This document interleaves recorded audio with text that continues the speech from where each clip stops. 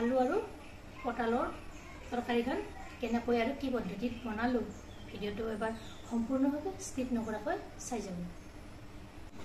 আজি বনাবলৈ লৈছো এটা পটলৰ অন্য এটা ৰেচিপি। চাওক, ইয়াৰ কাৰণে লৈ লৈছো মই 7টা পটল, 2টা আলু আৰু পিঁয়াজ। ভিডিঅ'টো সম্পূৰ্ণভাৱে স্কিপ নকৰাকৈ চাই যাব। Hello' guys, welcome to my YouTube channel Kamala Azmi blog. কি খবৰ আপোনালোকৰ? নিশ্চয় ভাল, আমিও ভালে আছোঁ আপোনালোকৰ আশীৰ্বাদত। আজি এটা অন্য ৰেচিপি আপোনালোকৰ মাজলৈ লৈ আহিছোঁ। এয়া চাওক, মই আজি এই ৰেচিপি বনাম। আলু 2টা আৰু পিঁয়াজ 2টা। এতিয়া মই এইখিনি কাটি লওঁ। এনেকৈ মই 2টা কাটি ল'লোঁ কটাৰীৰ সহায়ত। এনেকৈ বাকলিটো ৰুকি ল'লোঁ।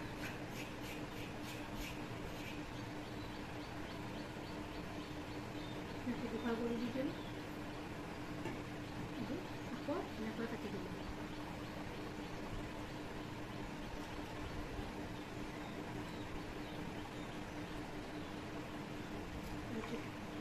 আৰু এটা কাটি দিলোঁ। বাকী সেই একে প্ৰচেছেৰে বাকীখিনিও এনেদৰে কাটি লওঁ।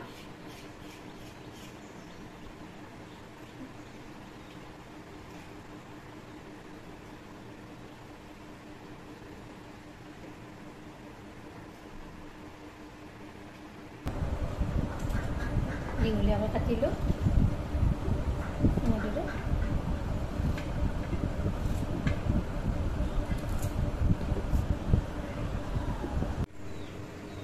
ইতিমধ্যে কেৰাহীটোত মই তেল গৰম হ'বলৈ দি দিছোঁ। এতিয়া ইয়াত পাঁচফোৰণ দিম এচামুচ আৰু গোটা জিৰা দিছোঁ এচামুচ। তাৰপিছত পেষ্টখিনি একেলগে দি দিছোঁ।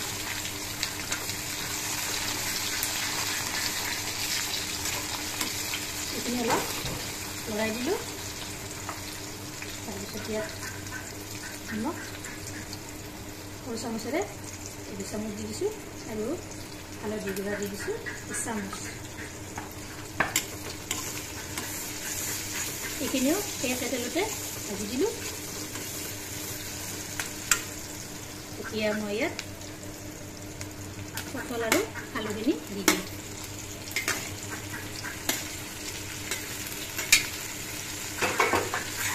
এনেকৈ তলপৰ কৰি লৰাই দি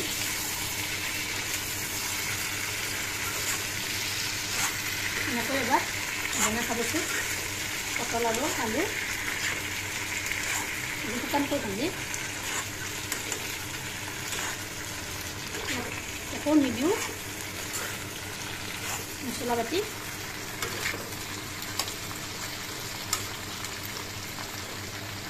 এতিয়া ইয়াত এখন মাৰি দিওঁ।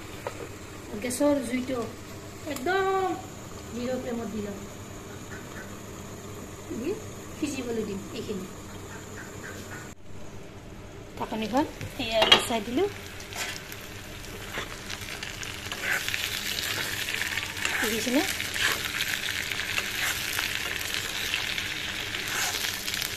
ভালদৰে সিজা নাই আৰু সিজিব লাগিব। আলুখিনি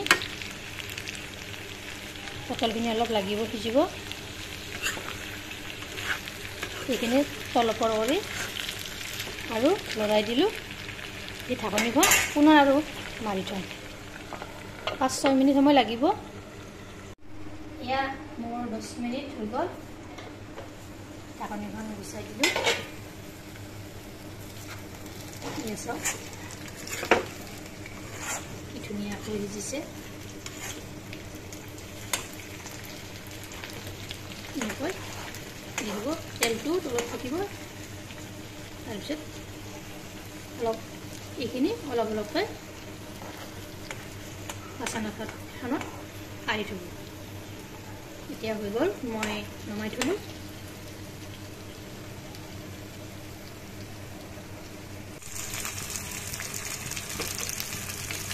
এয়া মই বাচন এখনত কাঢ়ি থ'লোঁ।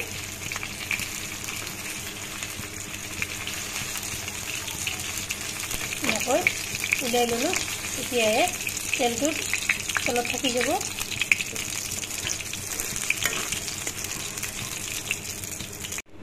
এয়া চাওক মোৰ পটল আৰু আলু ভাজি এনেকৈ এবাৰ ট্ৰাই কৰি চাবচোন।